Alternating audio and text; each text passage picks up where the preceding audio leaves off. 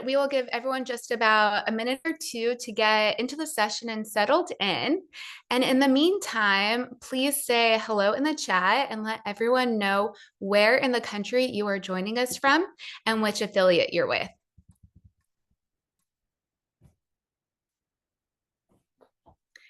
I myself, I'm joining from Cherry Hill, New Jersey, South Jersey. Used to live in Manhattan, which is where Giveffect is technically based out of.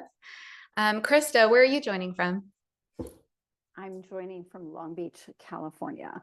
So Southern California, where it is in the 80s today. So we're enjoying a very nice day today. I'm so jealous. It is raining and cloudy, although I do like how we have a little bit of fall crispness in the air. And wow, we have so many affiliates joining from all over the country. So exciting. We're so happy to have you with us today. Okay, for the sake of time, we're going to go ahead and get started, but please do continue to share in the chat because really one of the goals, and I'll mention in a few minutes, is to engage with each other. So let's get started. Good morning, good afternoon, and welcome to the first ever Habitat Next presented by Giveffect. I'm Tara Peitzer, the Director of Marketing and Communications at Giveffect. I'll be your host for the summit and for the moderator, and as the moderator for our keynote. We're so glad that you're here with us today. Over the next 3 days, you'll hear practical stories from Habitat leaders, connect with peers, and leave with ideas you can use this year. I want to give a big thank you to our speakers and moderators for lending their expertise. And just a brief word about Giveffect. Our 10-in-1 nonprofit platform brings donor management, fundraising, volunteer management, sweat equity tracking, events, marketing grants, and more into one place for Habitat affiliates. It streamlines operations and reduces manual work so your team can just focus on the mission. You will hear real examples of Giveffect in use throughout the summit. And on day three of our conference, our tech spotlight will take you behind the scenes to show you how these approaches are set up in Giveffect and also offer you additional time to get your questions answered. Before we begin, a few quick housekeeping notes. In each session, we encourage you to engage in the chat. Please submit your questions for the speakers using the Q&A button at the bottom of the screen. We will save about 10 to 15 minutes at the end of each session for audience questions. Each day includes 2 sessions, a 10-minute break, and 30-minute live networking. We hope you'll participate in all.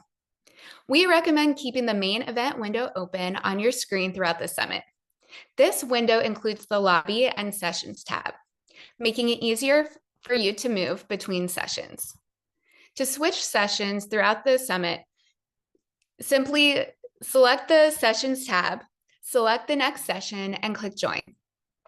Be sure to spend a few minutes in the Meet and Mingle tab, where you can connect directly with fellow attendees via chat. The Meet and Mingle feature will remain open over the 3 days of the summit, and each of you will receive access to the session replays. However, the full recordings will only be available until Sunday, September 21st. Lastly, right after the keynote, I'll be making 2 announcements you won't want to miss. And with that, let's dive into the keynote. I'm honored to introduce our keynote speaker, Christa Stelzmuller. She's the Chief Technology Officer at Charity Water. Christa has led at the intersection of technology and social impact, helping one of the most well-known nonprofits in the world use technology to operate effectively and deepen its mission. Christa, thank you so much for joining us. Thank you for having me. I'm really excited to be here and chat with you all today. Amazing. To get us started, can you please share just a bit about yourself and your journey into the nonprofit space? Yes, I would say it was a very long journey in the nonprofit space. I mean, I started right out of college at an internship with a nonprofit. But it was a moment in time when it was not a moment where I could spend a lot of time volunteering for an extended period of time, which I think is a challenge that lots of nonprofits face overall. And so after that, I came back. I was actually in DC at the time, and I came back to Southern California, and I joined Deloitte and Touche at that time, and began my career in technology with them, and spent a lot of time working in startups. And after my years at Deloitte and Touche, I switched into working in startups because technology was changing so much at that time. I remember when the internet was changing everything from a technology perspective, and that led me into like a series of positions where every single time I was at one of these positions, I was looking for ways that we could make a positive difference with technology. And like examples of that was my time at MySpace when this was early on when we didn't have all these tools for content moderation yet, and how we could make the right tools for content moderation, and how you can use technology to bring functionality to folks where it may not be as accessible to be able to get out in the world and have access to certain things. And so we were just many years of using technology in ways to try to make an impact. But I always had this desire to get back to what I really wanted to do. And I was fortunately at a point in my life where I said, there must be a nonprofit out there who needs someone like me with skills like I have. And then I just decided very intentionally to make the switch back into the nonprofit sector, and started meeting with different nonprofits, and eventually landed back at Charity Water, for which I'm very, very grateful. And in the meantime, I had also gotten very involved in my local nonprofits in my community. So smaller local nonprofits are also super important to me. And so I've just kind of rounded out my experience since then in a way that's brought me back to being really deeply involved with nonprofits, both at a local community level and with Charity Water as my everyday job. Wow, you have quite the experience. And I would say, at least in my experience interacting with different people who work at different nonprofits, really unique experience coming from these for-profit and very large organizations, but taking the skills you learned and used there and applying it to help nonprofits and nonprofit missions. So what drew you specifically to Charity Water? Yeah, Charity Water I think as a technologist, we're always looking for the root cause of things. Like we're always trying to understand at the very bottom of the impact or effect funnel, like what is going to create change, and how does something from a root cause perspective impact so many other things.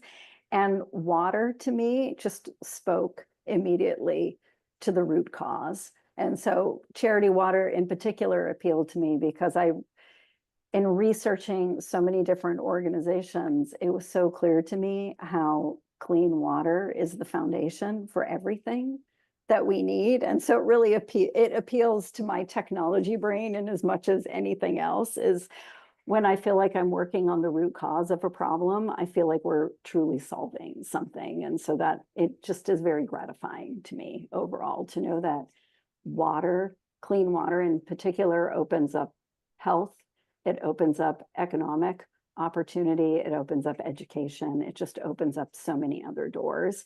Because when folks don't have access to clean water, that becomes the primary aspect of what you're doing every single day. And so it feels like a high impact way to make a difference. And that's really what spoke to me about Charity Water.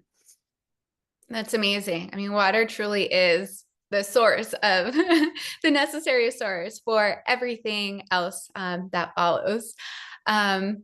As CTO, what are your top priorities right now to ensure technology directly advances the mission? Oh, well, I think everyone probably recognizes we're in a moment of change, and this moment of change is happening much faster. I mentioned earlier that I lived through the moment of change. I feel like I've lived through so many moments. I've lived through the moment of how the internet changed how we did business every single day and how technology was employed. smartphones, social media, all of these things have been big changers for us. And now we're in the moment of AI. And so one of my top priorities is working both the how do we use AI to make a positive difference, and how do we also defend against all of the increasing threats that are coming from AI. And so one of my top priorities right now is just making sure that we have a thoughtful strategy around AI and that we're equipping our team and with the tools. There's so many tools moving so fast right now. It's hard to know where to actually land. And so really trying to take our time and be thoughtful, but not leave our team behind in terms of this technology, and make sure that they're effectively equipped and able to use it in ways that make sense, whether it's just jump-starting writing an email, something as simple as jump-starting writing an email, or whether it's actually using it in some kind of creative capacity. Like, there's all kinds of ways that we're thinking about it right now, thinking about the impacts of it, thinking about the ethical considerations of it, and really trying to drive the idea of giving it to our team as a work partner, and really just ensuring that, that they have the training and the education that they need to be able to use it in the most effective way possible. And I think, yes, keeping your eye on that in this moment in time is super important, because this is a moment of transformation for sure. Yeah, I couldn't agree more. I don't think you can turn on the news or your computer or any social media platform without AI being mentioned in some capacity. And I think, to your point, thinking about how to use AI or even dip your toe in, but thoughtfully at this point, is such a priority for so many. And I think it could also be, quite overwhelming. So, I mean, just putting your toe in something as simple as, like you mentioned, using it to jumpstart an email or a creative document. Giveffect, for example, within the platform has an AI writer component that helps you formulate things like appeal letters and emails. Especially when you're looking at that blank screen. And sometimes that first part of the message is the most challenging, but there's so many more components to AI that we'll definitely need to keep an eye on and figure out which as nonprofit organizations does it make sense to dive in further, especially to not be left behind as things. Right. And Really, I think, and move so quickly. And we as nonprofits are naturally constrained by our models, right? I think everyone here probably understands, like, that we just work under a set of operating constraints that no for-profit organization has to work under. And as a result of that, like, these tools provide us more opportunity to take our operating dollars further every single day. And so, and I'm gonna just reinforce, like, I love what you said about starting the communication. Like, these tools should help that problem of getting over the blank page, but the human in the loop is still so important to this actually working in the best way possible. Yes, please don't just generate some content. That's right. Copy paste. That's right. That's you will regret it.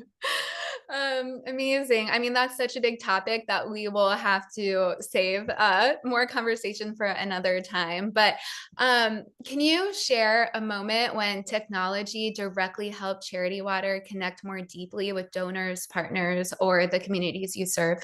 Oh, I have such a good story about this, actually, that I will share.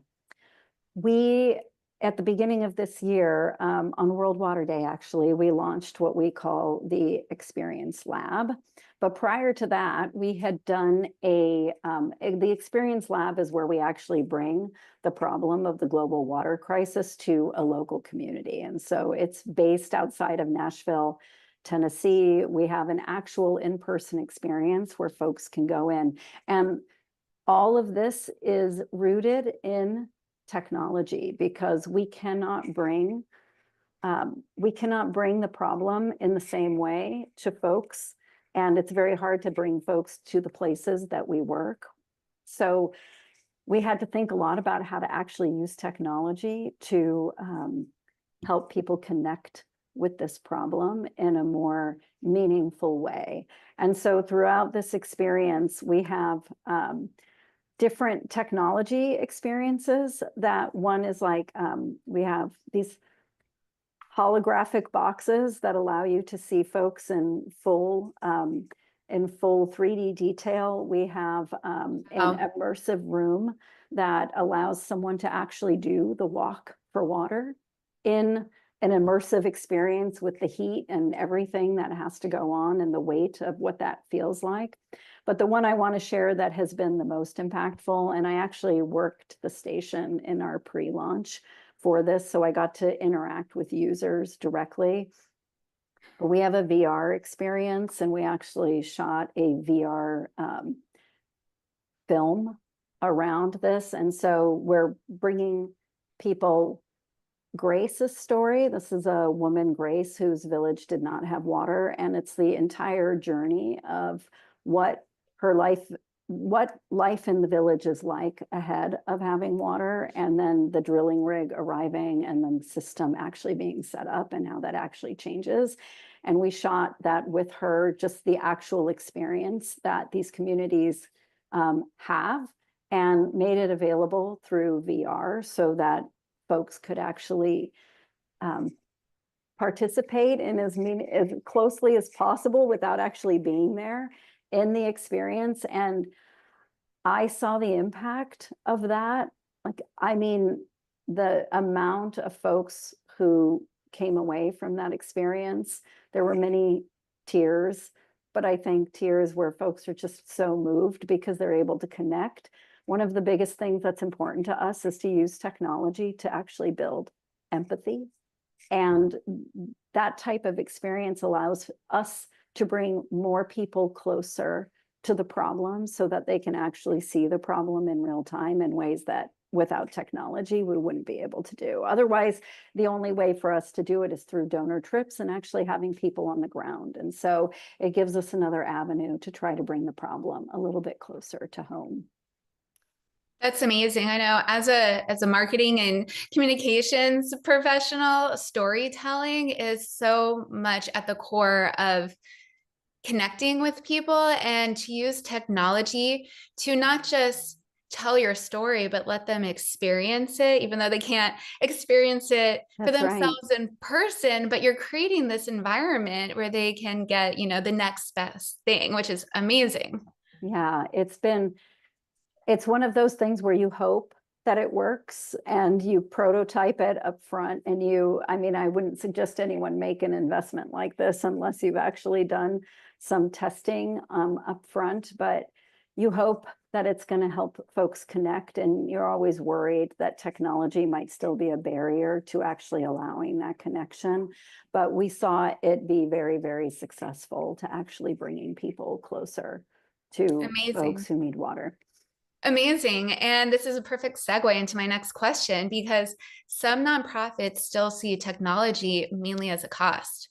How do you make the case that it's a driver of growth and mission impact, which I guess you've touched on just a little bit already, but would love to hear more. Yeah, so I think so this type of thing is only possible if you're partnering with your programs team or your fundraising team in a way that they can see the possibilities. And so I have found when I'm speaking to folks that if they see technology just as we need these IT systems to work in the way that we need them to work, and that's what our sum total view of technology is, that means that they haven't yet had the opportunity to speak with someone who can actually demonstrate what can be built with technology and how the investment in actually building something can make a difference. But where I'm going with this is that there's no doing this without partnering with your fundraisers or partnering with your program staff to understand what their needs truly are, and then offering them opportunities until something resonates, right? And so technology teams have to be proactive on this front. If they're waiting for the request to come in to them, then you might not ever get it, right? And so having a technology, or even if you just have one IT person on your staff, like have them experimenting, have them trying new things so that they can bring things to the team to make what's possible through technology a little bit more real. But then I would also encourage fundraising staff and programs staff to go beyond thinking about technology as I need to read my email and I need to log my contacts and I need to do all of these things that we need to do every single day, and really, or I need to submit this grant, whatever it is. Think about how technology can actually improve whatever it is that you're doing. Like, there's always a way to think about how technology might be a value add experience, but it takes training. It takes actually training your brain to think in that way. Yeah, I think that your response there was so great. And one thing that you touched on, and that we will see throughout the whole summit, is team collaboration and breaking down those silos. That's right. You talk quite a bit about that weaved within your answer, along with, technology is not just this, it's hardware. not a department. Yeah, exactly. You need to leverage the experts that you may have on your team, and also your creativity, and work together to achieve something, working towards that same goal, breaking down those silos. That's you have to work in the most cross-functional way possible. Like you're taking, it's the right words, Tara, that you're using here. It's like you have to focus on technology being a cross-functional effort, and the best way to turn technology into making a revenue impact is by having really great super users of that technology who are helping shape what it should mean for the teams that are actually using it over time. And wherever you can find that expertise, whether it's externally with your software partner or whether it's internally with your users, like seek it out, because there's a way to make it work. And something that just came to mind, even in a very simple way of team collaboration, is, and this will segue perfectly into our next question. But when you have your volunteer management team and your development team working in silos, and you don't realize that some of the same supporters that both teams are in contact with or reaching out to are the same people. That's right. Then how are you supposed to have a cohesive message or make that supporter, whether it's through dollars or time, feel really a part of your mission and appreciated?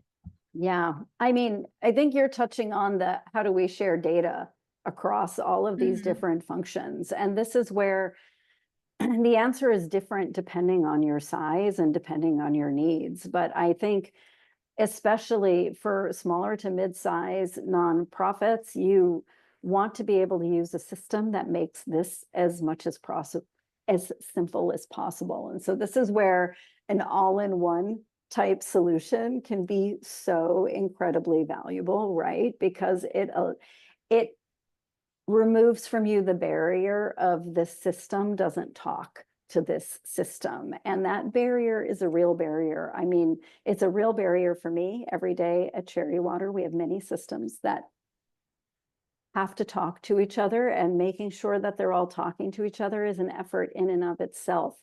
And there's no need to engage in that unless you've reached, a size and scale that puts you at that particular need. But prior to that, yes, an all-in-one system where the data is already there and the systems already talk to each other can be a huge accelerator for anyone. Wonderful. Moving on to the next question, and real quick, please get your questions that you have for Christa in. We'll be taking audience submitted questions very shortly. Just make sure you use that Q&A icon at the bottom of your screen. So often the hardest part of tech isn't the tools, it's change management. Yeah. What have you learned about leading teams through change management or process change leveraging tech? Oh, this is a big one. I mean, early and often, like that is probably the mantra that I would repeat is early and often, and getting user feedback. There's something in technology that's called user acceptance testing, and actually making sure that as you're building new features, that people are prototyping them and using them and giving you feedback on them before they actually go out and go live. And so when you are thinking of changing a system, you can't change that system just from a technology perspective. You have to have your business partners in place, and they have to know how that technology is going to be used. It comes down to that super user we were talking about before. That person can then lead the change with the rest of the group who may actually need to be adjusting their processes and procedures. I know even something as simple as I got to move out of email and into a CRM system so that everything can be documented. And then there will be the change of, but all my history is in my email. Like I'm not going to be able to actually make this transition and make it possible. And the only way to navigate that is by demonstrating the value over and over and over again about like what the added value of having it all in one place is actually going to look like. But you can't just have a technologist leading that. You have to have a business owner leading that change management with that team so that they can actually see. If you don't have your super user and you just rely on technology to make the software work, and we think magic is going to come out of a tool just by the fact that that tool exists, that literally never happens. Like it has to be configured for your use case. You have to have your business processes in place, and you actually have to have a plan for helping people adapt to new ways of working. And that plan usually works best when you have a partnership. Again, the partnership, the cross-functional collaboration between your technology implementer and your business partner who is actually going to be owning whatever that new process looks like and that new way of working looks like with the team. Mm-hmm. And I have found from my own experience, curious to the audience if this is something that you've experienced, but when I first started using a CRM many years ago, going back to Christa, your comment on, oh, I'm so used to my email, my history in my email, and then switching to a CRM. I remember I was working for a startup, and it was so challenging for me to be able to even just go on vacation, because what if someone responds? What if a team member is not able to get what they need because I'm housing all of it? And then it was a little bit of an adjustment, switching to a CRM, but then how amazing was it that I could go on vacation, or if I'm working on a cross-team project and others could join in just so easily without having to manually forward things or write out descriptions of things and information, but we were all working off of the same source of truth. That's right. Without any extra work. Yeah, exactly. Exactly. The handoff is so much easier. Also, I mean, let's be frank. Folks come and leave. They come and they leave in an organization, and you want continuity for any of your constituents. You want that continuity available to them. And so that it's such an important thing to be able to offer that. And so that, yeah. Yeah, I'm seeing that. We have seen it as a company, the need for succession planning. Yes, exactly. Exactly. They're already stretched so thin, right? So exactly. Well, and that's what you want to be able to provide your donors, right? You need and want to be able to provide them that, and not be in a position to have that transition when when it happens, it's never an if it happens, but when it happens, you need it to be as smooth as possible for those donors. Right.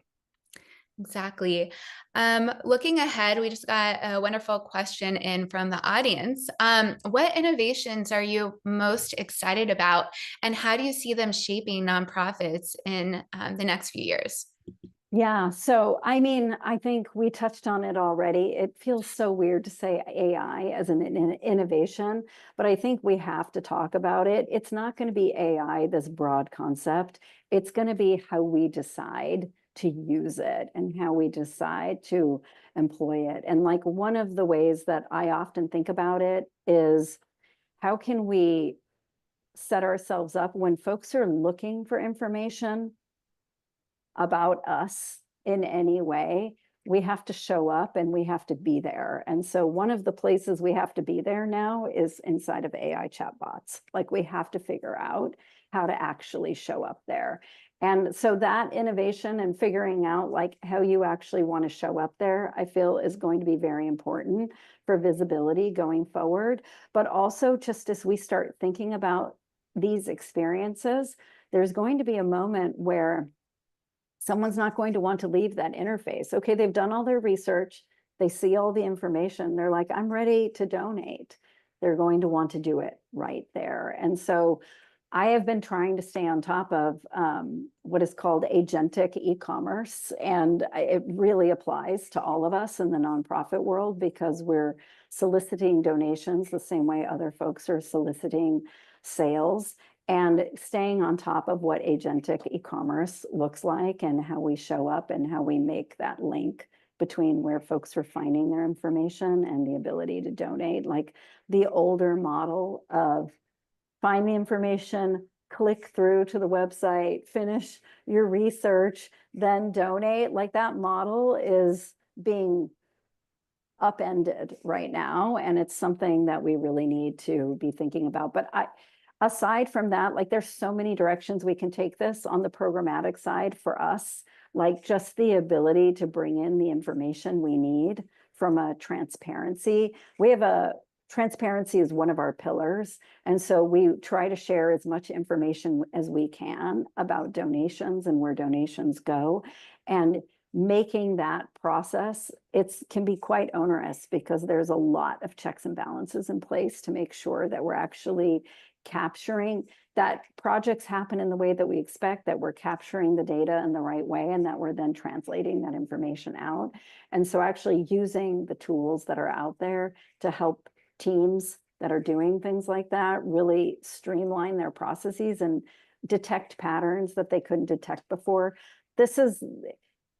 There's just so many. I could also talk about creative. So many nonprofits don't have budget to actually do creative. And yes, we all have to be highly aware of like when we're crossing an ethical line on that front that we absolutely should never be crossing. But there are ways that we can take advantage of using these tools that exist now to get our message out there in ways that just wouldn't have been available to us before. But because can we hire that photographer? Can we hire that videographer? Can we go out on site and get the images and stories that we need? Like, how do we actually use these tools to better communicate about our mission and get the word out there? So I think there's just no question that there's hundreds and thousands of different branches of innovation that we could be taking right now. And it hasn't really coalesced yet, but all of those directions are directions that I know we're exploring. Amazing. Um, it's so interesting, just everything happening with this AI explosion. And from what I'm reading, it's just going to continue to Yeah, and the expand dust. exponentially. Something that I've been really thinking about and seeing firsthand is, discovery. You talked a little bit about that, discovery of a nonprofit, discovery of a mission. People are using Google less or differently and using other AI platforms That's right. instead or as well. And so in thinking about how you tell your story, how you want to be discovered, I think there's even small steps all organizations can take with what information are you putting out there and how are you putting it out there to be discovered not only by, I guess we'll call it traditional with Google, but also, you know, AI. How can that help with having your mission discovered? Yeah, exactly. And I mean, whether you're big or small, you probably have a ton of information that's locked inside your systems today, and figuring out which tools, like I certainly wouldn't suggest that, you know, people hire an engineering staff and start figuring out ways to make this work. But there is, unfortunately, the dust on this has not settled yet, because there's so much in this space that is also hype, but there are tools out there that are designed to help us unlock what we have internally.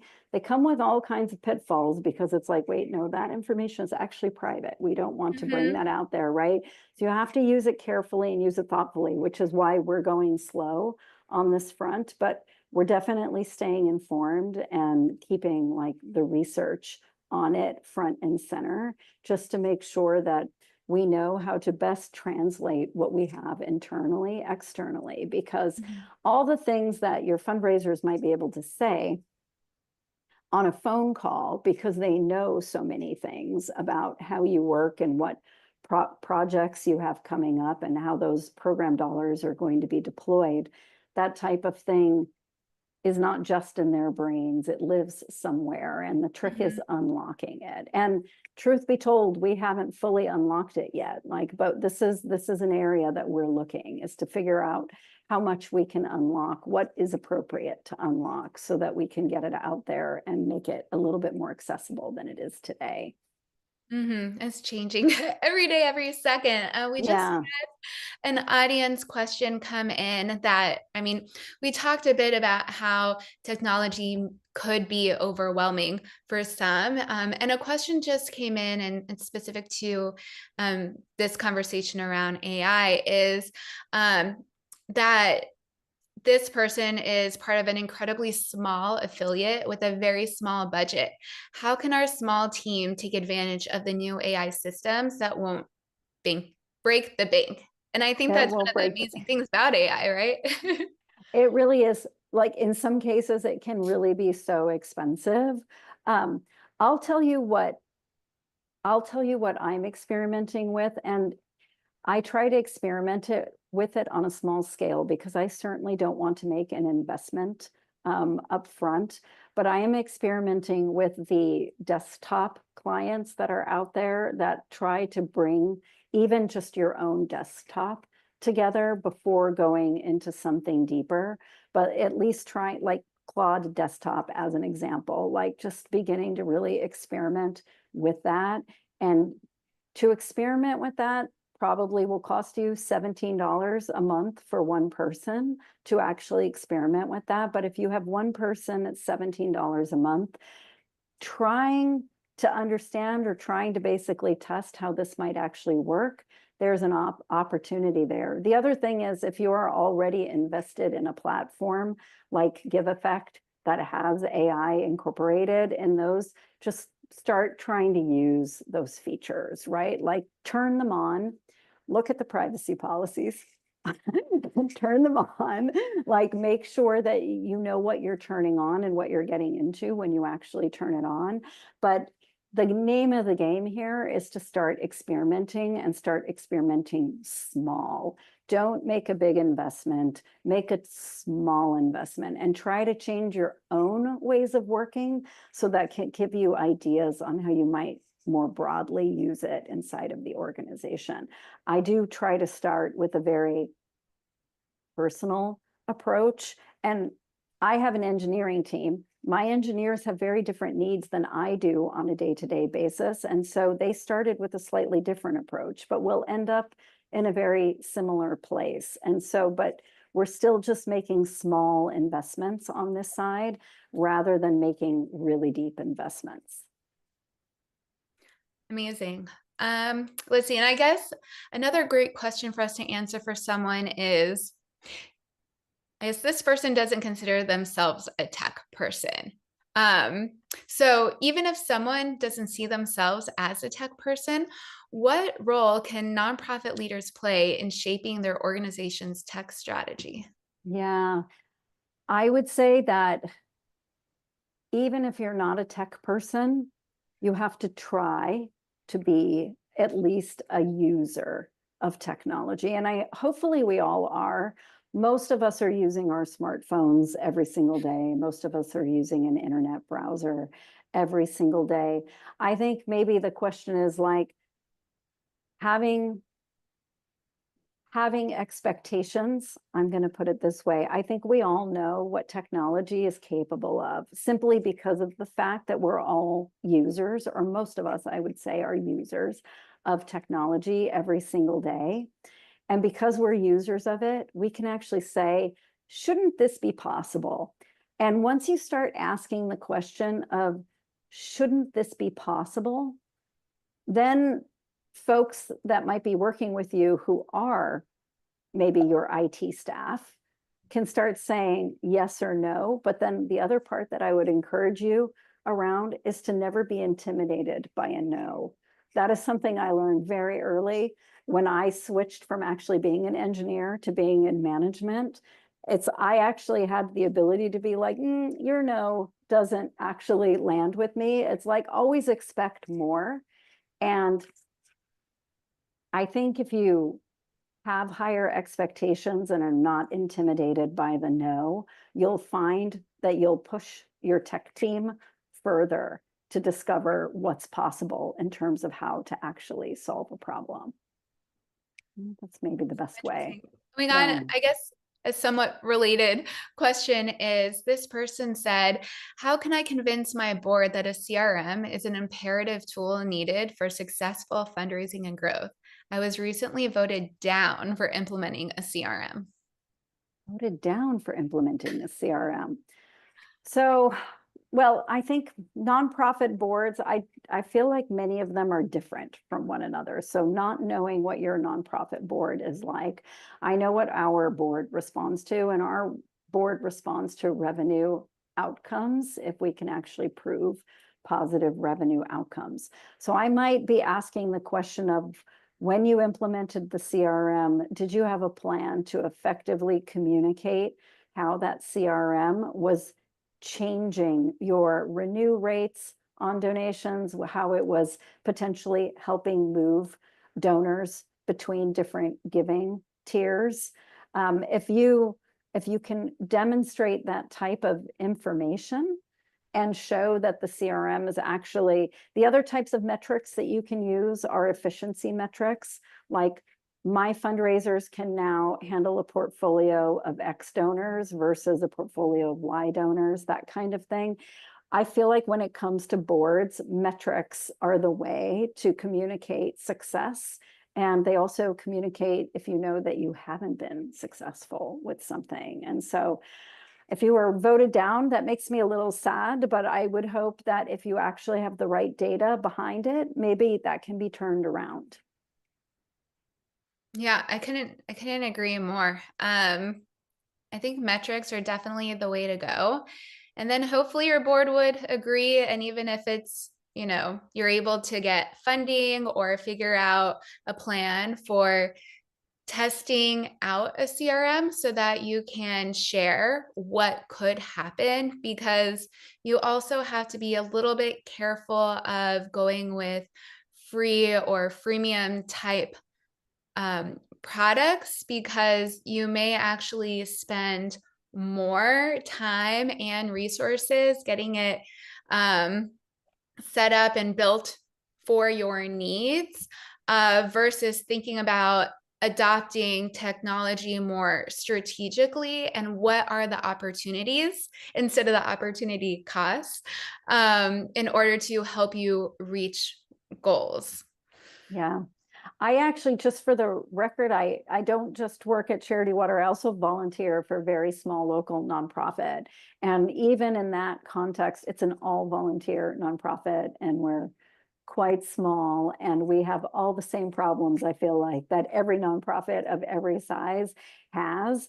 And even the question comes up there in terms of how we are managing our donor base and how we manage communications out to our small community of donors. And so these problems, I think, are universal on every single scale. And if you can show value, like even in that case, I probably wouldn't be bringing metrics to our all volunteer board, but I would be bringing to them examples of how the lives are being made easier by having something like this in place. And so, yeah, I don't want to be so generic as to say it's all like revenue metrics. Like there's different ways to demonstrate value, and how it could be in efficiency for the team, it could be in transparency for the team, or it could be in moving revenue. It could be in all kinds of directions that you could choose to demonstrate the value of having a system in place.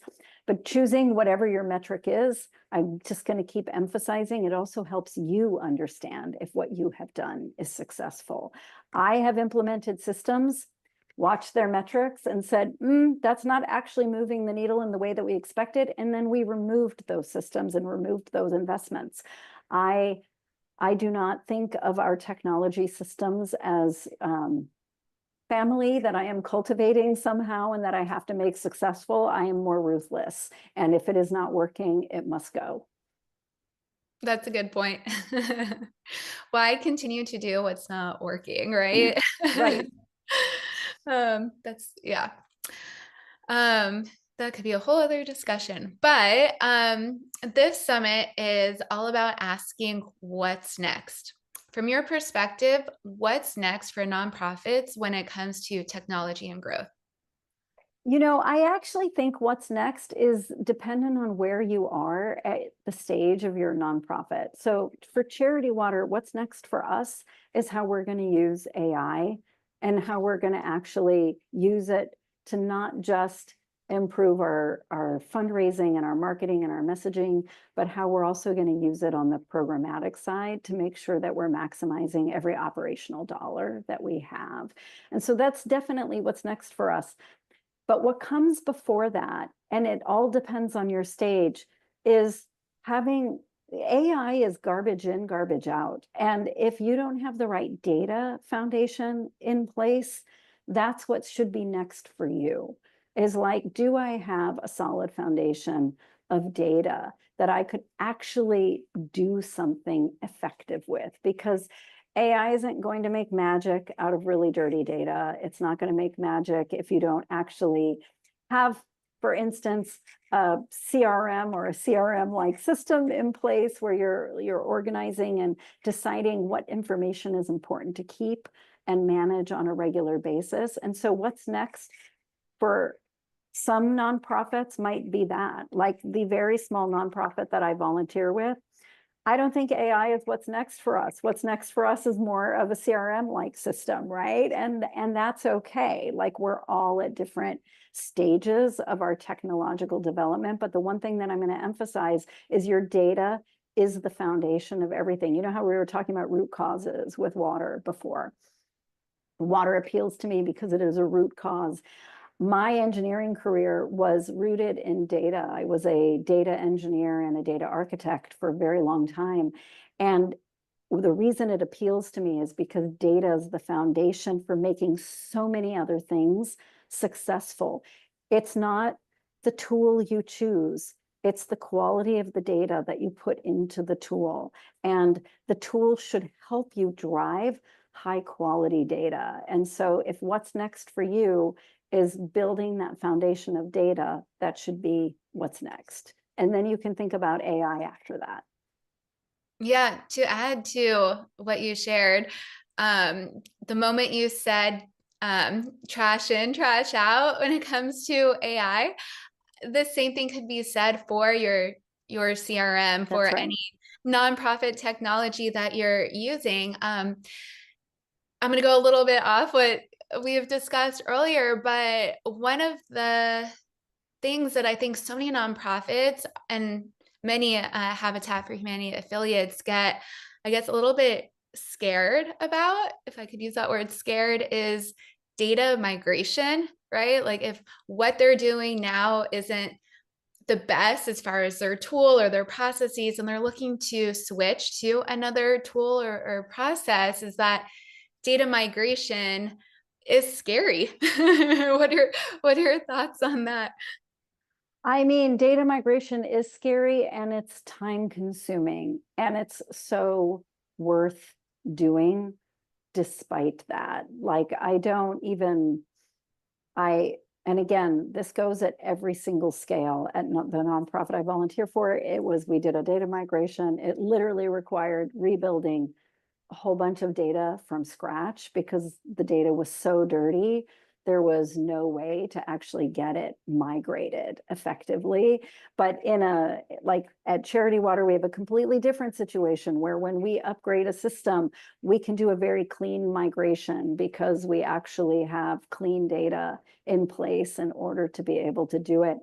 There's no pretty way to do this, right? Like there are tools like AI tools today that are helping us go through the cleaning of the data faster than we've ever been able to clean it before. But a migration, again, hinges upon knowing what you want that data target to actually look like and making sure that you take the time to clean the data before it gets there.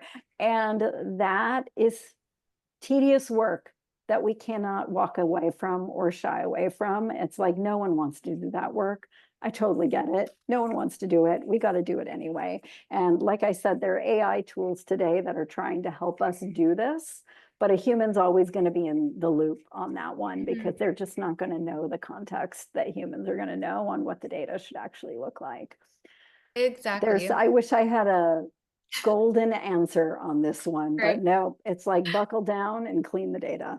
You just have to do it. And one thing to know is, while it's never easy, if you were to decide to choose a different nonprofit technology, I think a big question to ask is, how does data migration work? Because I know at Giveffect, we help you more so than many of the other platforms out there from what we hear, and we've been very thoughtful about how we help people transition to Giveffect. So that's just something to be conscious of, is when you're deciding if a new technology is right for you, ask those questions about the data migration process. Yeah, the data migration is going to be tedious. If you have help, take it. Yes.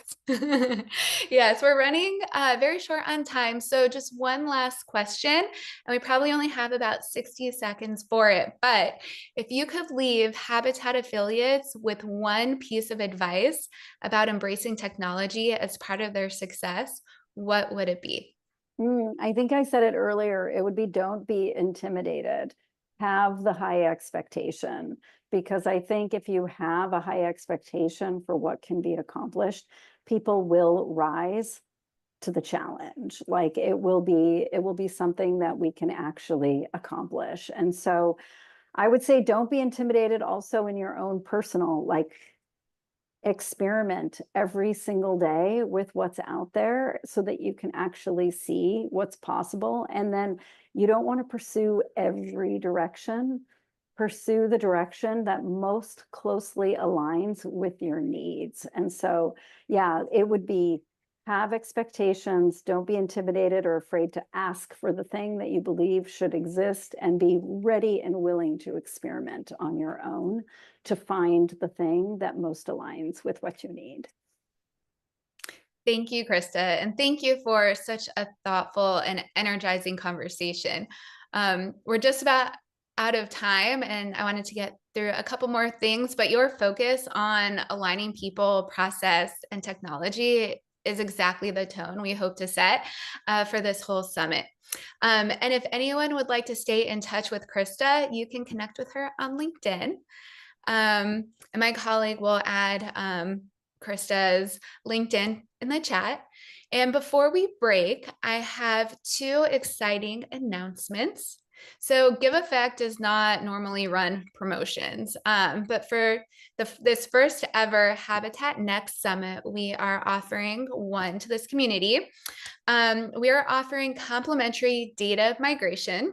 So we talked a little bit about that today, and $2,000 off any subscription level for your first year with Giveffect.